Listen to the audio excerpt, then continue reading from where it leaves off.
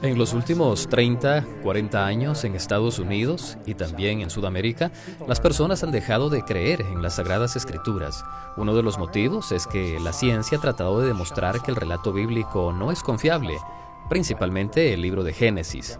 Incluso cuando era joven yo era un evolucionista. Estudios demuestran que muchos jóvenes abandonan el cristianismo porque creen en el evolucionismo, ya que entienden que la evolución de alguna forma comprueba que Dios no existe.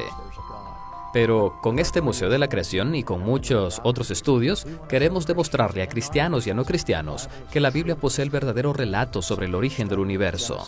Desde el Génesis hasta los Evangelios y el Nuevo Testamento, todo el relato bíblico es confiable.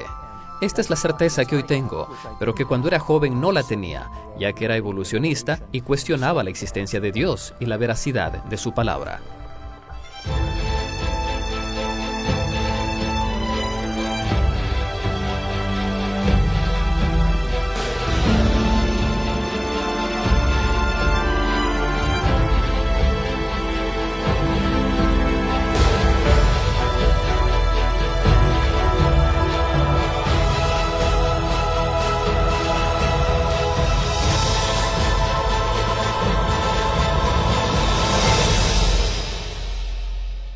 Diferentes culturas han tratado de explicar el origen del universo.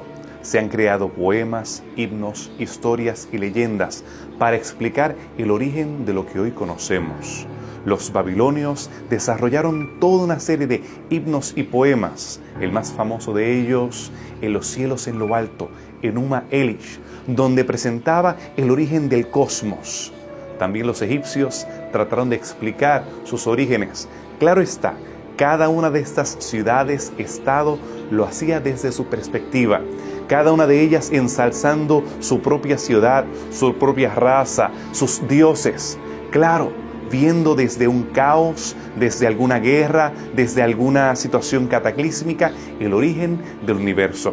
Pero realmente, ¿cómo nosotros podemos explicar dónde nosotros estamos? ¿Hacia dónde vamos?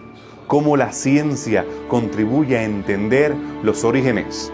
Vamos a estudiar y vamos a ver algunas de las explicaciones que tienen que ver con los orígenes en evidencias.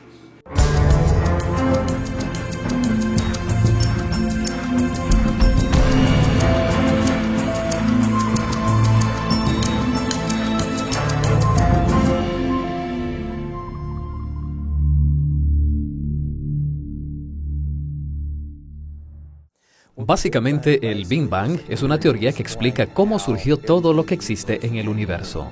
La ciencia nos dice que en el principio solamente existía un punto, el tamaño de un átomo, donde toda la energía y toda la masa que conocemos en el universo hoy estaba concentrada. Los astrofísicos modernos, hay dos vertientes. Hay algunos que estiman que el universo se formó de la nada, y hay otros que establecen que antes de la existencia de todas las cosas existía energía.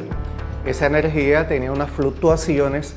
En una de esas fluctuaciones se formó una micropartícula mucho más pequeña que un átomo, y esa partícula fue ganando energía hasta que hizo la gran explosión, lo que ellos llaman el Big Bang, y de ahí pues surge todo lo que nosotros conocemos hasta el momento. Todas esas materia empezó a interaccionar entre sí y formaron lo que hoy conocemos como los elementos, primero los protones, las partículas que componen el átomo, las partículas subatómicas, y entonces esos quasars y esos gluones se mezclaron entre sí, formaron allá los protones, los neutrones, y entonces los electrones que tenían más energía estaban todavía enfriándose en un proceso. En los próximos segundos, pues, esas partículas se fueron recombinando, se fueron formando entonces los hidrógenos, los helios, los primeros átomos de la tabla periódica y una gran cantidad de radiación. Luego, en los próximos segundos, en los próximos minutos, básicamente, pues el universo adquiere el tamaño de una galaxia. Y en las próximas horas, días, fíjate que son básicamente tiempos sumamente pequeños. Luego, de alguna manera, fue esa radiación fue desapareciendo. La materia y la antimateria se formaron en ese momento. Chocaban, formaban energía, pero de alguna manera la materia fue dominando a la antimateria hasta que poco a poco se fueron formando las galaxias, la radiación se disipa y comienza a viajar la luz en el universo. El Big Bang ha sido uno de los modelos populares que los científicos naturalistas han utilizado para probar o evidenciar el origen del universo. Pero ¿qué podemos hablar acerca de las evidencias para sostener este modelo? La teoría del Big Bang comenzó con las observaciones de Edwin Hubble. Edwin Hubble estaba haciendo estudios de espectrografía de las galaxias y observó que las galaxias, el espectrógrafo se movía hacia el rojo. Eso significa que las galaxias se están alejando entre sí. Cuando los astrofísicos se dieron cuenta de que las galaxias se estaban alejando entre sí, pues entonces dedujeron razonablemente que en algún momento todas las galaxias estaban juntas en un mismo punto. Y de ahí entonces fue que se desarrolló la famosa teoría de que algo produjo una gran explosión y de ahí surgió entonces las galaxias y el universo como lo conocemos hoy en día. Esto es semejante a lo que ocurre como, por ejemplo, cuando estamos en el automóvil, en la carretera, que viene algún vehículo, viene con una sirena de emergencia y nosotros vamos escuchando la sirena y escuchamos las pulsaciones de la sirena. Vemos que esa sirena se va acercando y cada vez se hace más fuerte y de momento cuando se va alejando, ya como que dejamos de escucharla y rápidamente se va. Ese se llama el efecto Doppler. Y ese efecto básicamente es el que él nota en la radiación y ve un desfase en el rojo. Eso le da pie para pensar que el universo se está expandiendo, que salió disparado de algún punto y donde todas las galaxias, los sistemas solares están moviéndose y alejándose de un punto en particular.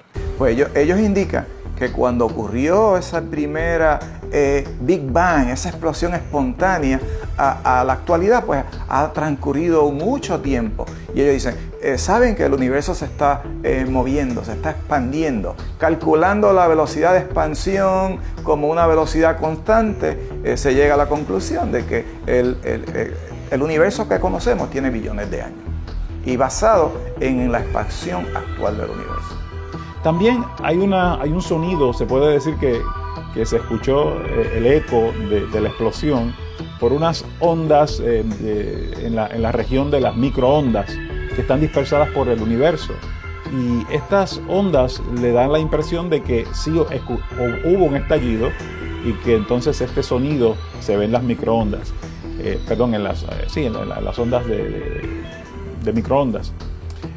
Y lo otro es la abundancia de elementos ligeros, elementos que no tienen mucho peso. Eso les hizo pensar que inicialmente pues, la materia se estaba componiendo de cosas más elementales que se combinaban entre sí y formaban elementos ligeros. Básicamente esas tres evidencias empíricas es lo que se utiliza para apoyar esa teoría de la gran explosión, o como se conoce en inglés, el Big Bang. El Big Bang pretende explicar el origen de los diferentes astros que nosotros conocemos hoy en el universo. ¿Cómo entonces podemos explicar el origen de la Vía Láctea, del Sistema Solar, de la Tierra? ¿Cómo se puede definir el origen del tercer planeta de este Sistema Solar?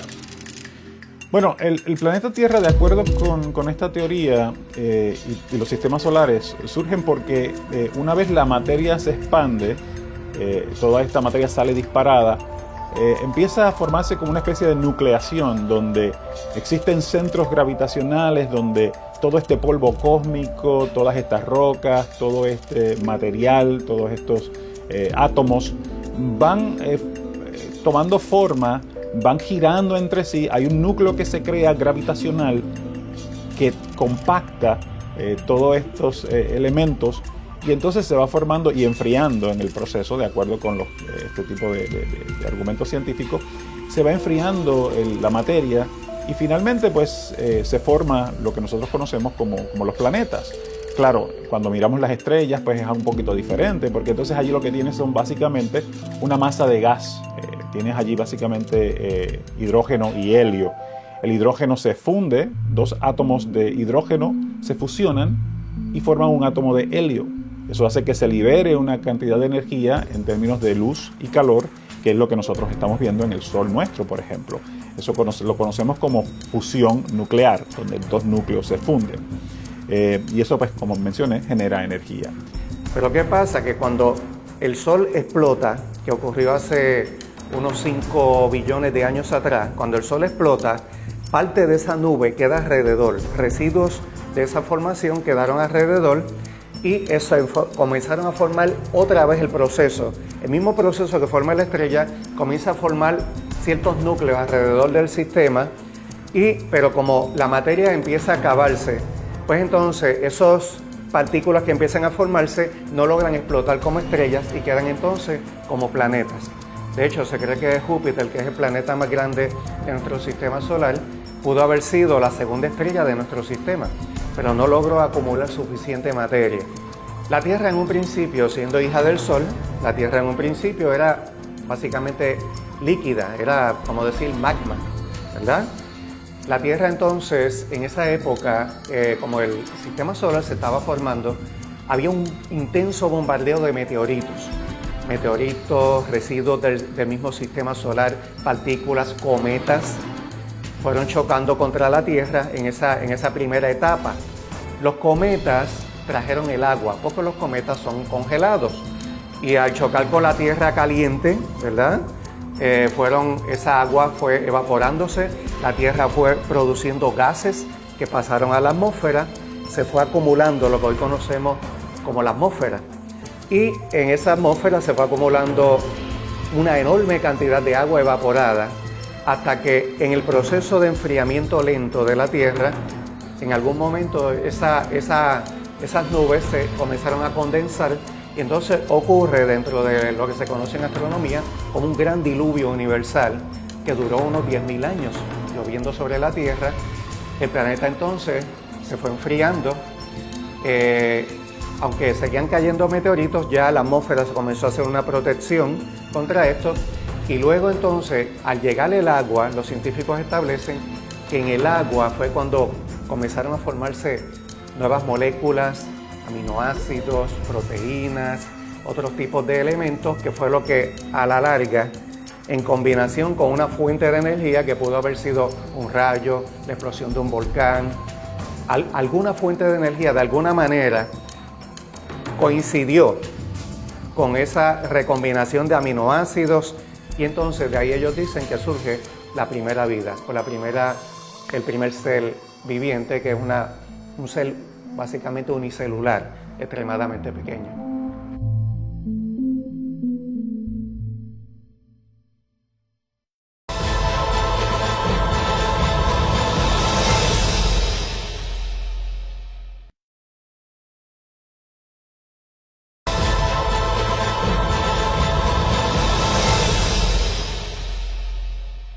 Regresamos a su programa Evidencias.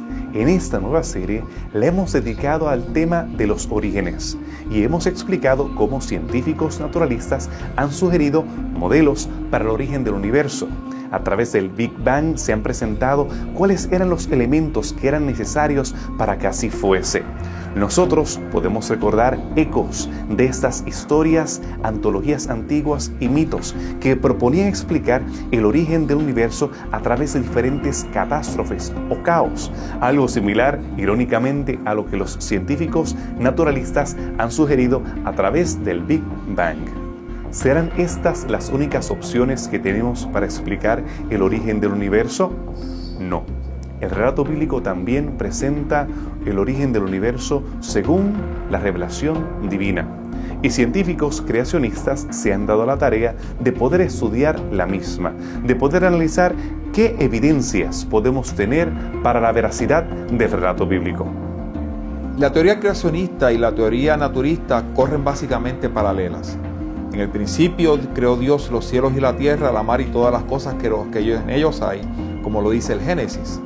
La tierra estaba desordenada y vacía, las aguas se movían sobre la tierra y la tierra sobre las aguas. Significa que había materia, había roca, había suelo, había sedimento y había agua. Y estaba listo para comenzar el origen de la cronología de la creación ordenada por Dios.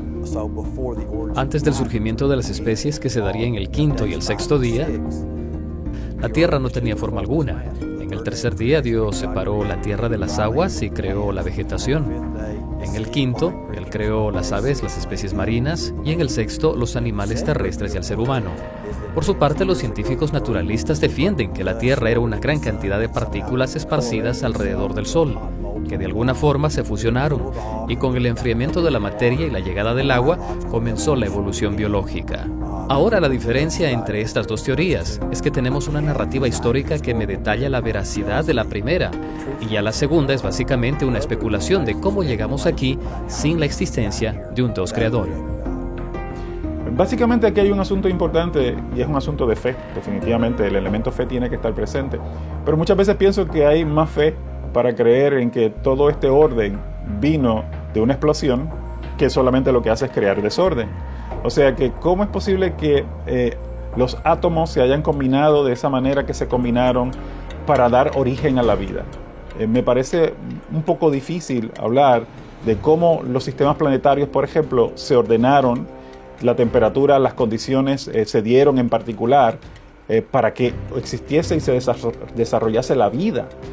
Me hace un poquito difícil, y a los científicos, mejor dicho, a los científicos creacionistas, les hace un poquito difícil entender cómo todo este sistema planetario, todo el universo, está organizado y hay orden dentro del universo, cuando existen leyes en la termodinámica que precisamente hablan de que todo el universo tiende al desorden. El universo tiende al desorden porque hay un parámetro que se conoce en la termodinámica como la entropía. Y la entropía lo que dice es que todo tiende a desordenarse. Y eso podemos dar un ejemplo muy sencillo. Por ejemplo, cuando uno toma una cajita de fósforos y uno lanza los fósforos de esa cajita, los fósforos no quedan ordenados, todos con la cabecita mirando hacia arriba y todos en una línea perfecta. No hay manera de conseguir eso. Sin embargo, hay tanto orden en el universo que ¿cómo es posible que de una explosión que genera tanta energía se ordenen los sistemas planetarios, se ordenen y se den las condiciones para el desarrollo de la vida? La naturaleza es muy compleja. El ser humano es un ser especial. La molécula de la vida es demasiada, es una maravilla. Lo que se conoce como el ADN es una molécula espectacular que con toda la tecnología que tenemos hoy día no podemos sintetizarla. Ni siquiera una podemos sintetizarla. Tiene alrededor de 1 millón de átomos en un arreglo tan especial, tridimensional, 2 hélices, que contienen una cantidad de información que es extraordinaria, que si fuéramos a escribir en libros la información que hay en el DNA, pueden llegar la estiva del libro a la luna y regresar y todavía nos faltaría espacio. Las proteínas están compuestas de aminoácidos. Los aminoácidos, que hay como 22 aminoácidos esenciales, están organizados en un orden en particular en cada proteína. Nosotros tenemos diferentes proteínas que son necesarias en el organismo. ¿Cómo es posible entonces que ellas se hayan ordenado de esa manera para dar origen a la vida, para dar origen a los tejidos, para dar origen al tejido del ojo, que es diferente al tejido del riñón, que es diferente al tejido del cerebro? Todo esto implica un orden, mientras que el universo se ha comprobado que tiende al desorden, a menos que una fuerza externa haya puesto orden allí. Así que esto cambia completamente el panorama, porque parece que una fuerza inteligente puso orden en el universo y creó lo que nosotros vemos hoy día. La ciencia creacionista y la ciencia naturalista no tienen que chocar siempre. Al nosotros ver los resultados de cada una de esas investigaciones, vemos que pueden converger en ciertos puntos. ¿Cómo podemos ver los paralelos entre las conclusiones que tienen científicos naturalistas y científicos creacionistas? ¿Cómo se pueden relacionar?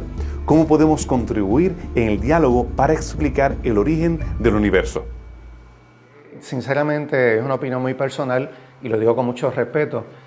Yo pienso que muchos científicos no quieren rendirse ante la evidencia que está produciendo la física cuántica, y yo creo que ya entramos un poquito en la arrogancia, ¿verdad?, de no querer admitir que hay un creador. Porque los experimentos que se están haciendo con física cuántica nos están demostrando que la materia en realidad es un vacío. La materia es como si no existiera. El átomo es el átomo no es sólido. El átomo, cuando lo rompen en los aceleradores nucleares, lo que encontramos es que se forman micropartículas que se disipan en forma de energía. Entonces nosotros somos esencialmente energía. Cuando ellos pasan un átomo, un solo átomo, una sola partícula, por una rejilla, ese átomo se divide y forma una nube de onda. Una nube de onda. Cuando ellos observan en un lado, la partícula se forma cuando la observa un ser viviente con conciencia. Cuando miramos en la otra caja, el mismo átomo colapsa allí y aparece acá. O sea que un átomo puede estar en dos lugares al mismo tiempo. Eso es lo que están revelando los laboratorios. Ellos no pueden explicarlo.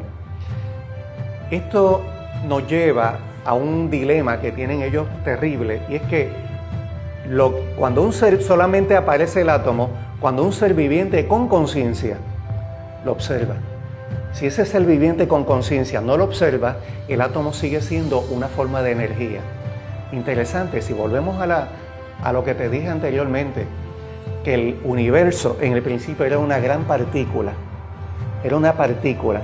Según la física cuántica, para que esa partícula exista, tiene que haber un ser viviente con conciencia observando esa partícula para que venga a la existencia. Ciertamente la materia está allí, hay átomos, hay electrones, hay neutrones, todo esto están en un orden perfecto para que diese origen a lo que nosotros tenemos hoy día y para que diese origen a la vida. Definitivamente hizo falta orden, no desorden. Nuevamente, la explosión crea desorden. Una fuerza externa tuvo que haber ordenado de alguna manera todas estas cosas, y esto armoniza con el creacionismo. Esta explosión que creó desorden, que creó la expansión del universo y las galaxias moviéndose, también tuvo que haber dicho: hasta aquí vas a llegar y así te vas a entrelazar, y de esta manera vas a interaccionar unos con otros. Así que la mano de un Dios creador muy bien pudo haber hecho esa explosión, muy bien pudo haber hecho alguna implosión, muy bien pudo haber hecho, además del Big Bang se habla del Big Crush, en donde también es otra teoría que el universo entonces ha ido en contracción y no en expansión. O sea que la ciencia todavía está dándole vueltas a todo este asunto, y el creacionismo pues tiene un poco la mente más amplia para decir: nosotros estamos abiertos a ver qué proceso utilizó Dios para hacer todas estas cosas. Hemos sido expuestos a las evidencias. Hemos tenido la oportunidad de reconocer que la ciencia naturalista y la ciencia creacionista no están tan distantes como algunos pudiesen sugerir. No podemos ver alguna diferencia tan grande entre las conclusiones de aquellos que han visto la explosión del Big Bang y lo que nosotros vemos en la Biblia. Porque al leer el Salmo 104, cuando nos habla acerca de: alma mía, oh Jehová, oh Señor Dios mío, cuán grande eres, te has vestido con esplendor y majestad, te cubres de luz como de un vestido, extiendes el cielo como una tienda. Es muy similar a este abrir de este origen de los diferentes elementos que hoy nosotros vemos en rápida sucesión, a velocidades increíbles, en la misma dirección, presentando un origen en común. La diferencia del relato bíblico es que no se trata de casualidad, no se trata de simplemente elementos que en algún momento dado explotaron. Vemos la mano creadora de Dios. No se trata de causística, no se trata de casualidad, no se trata simplemente de elementos o se trata de causas naturales. Se trata de un plan divino. Y nosotros podemos ver que el relato de Génesis, el relato de Job y los Salmos convergen en la descripción bíblica de una mano de Dios dirigiendo el origen del universo. Hemos concluido este programa de la serie de evidencias. Realmente ha sido un placer estar con ustedes y compartir con estos expertos las diferentes fuentes de evidencia acerca de los orígenes del universo. Si usted ha quedado satisfecho en tener a la Biblia como una posible fuente de respuestas para preguntas como las que hemos hecho en esta ocasión, se puede comunicar con nosotros a través de nuestro correo electrónico y nuestro blog. Y le invitamos a estar nuevamente con nosotros en Evidencias en el próximo programa acerca de la edad de la Tierra. Nos veremos.